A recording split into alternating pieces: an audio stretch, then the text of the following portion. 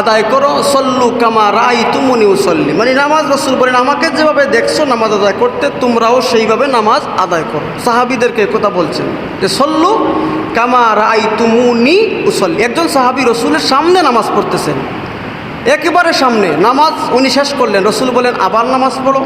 উনি আবার পড়লেন, রাসূল বলেন আবার পড়ো। উনি আবার পড়লেন, 3 বার পড়ার পরে সাহাবী বলেন হুজুর আমাকে আপনি একটু শিখিয়ে দেন আমি কিভাবে নামাজ আদায় করব।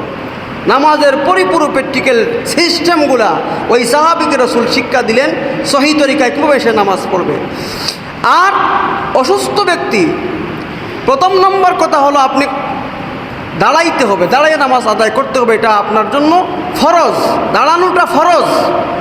কেউ যদি দাঁড়াইতে না পারে সে বসে নামাজ আদায় করবে। তাইলে বসবে কোথায়? চেয়ারে বসবে নাকি মাটিতে বসবে? দেখেন আপনি প্রথম নম্বর কথা, আপনি বসার কথা বলেন নাই, চেয়ারে বসার কথা বলেছেন।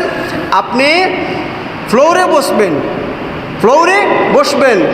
যদি আপনি ফ্লোরে বসতে না পারেন তাইলে আপনি শুয়া নামাজ পড়তে হবে। শুয়া নামাজ না পড়লে আপনি ইশারায় পর্যন্ত নামাজ আদায় করতে পারবেন।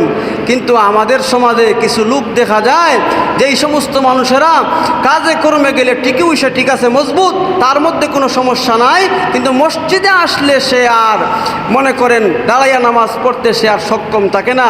বিভিন্ন ধরনের অজুহাতগুলা পেশ করে সেই সমস্ত আমলকারীরা আমল আল্লাহ কতটুকু গ্রহণ করবেন একমাত্র আল্লাহ ভালো জানেন।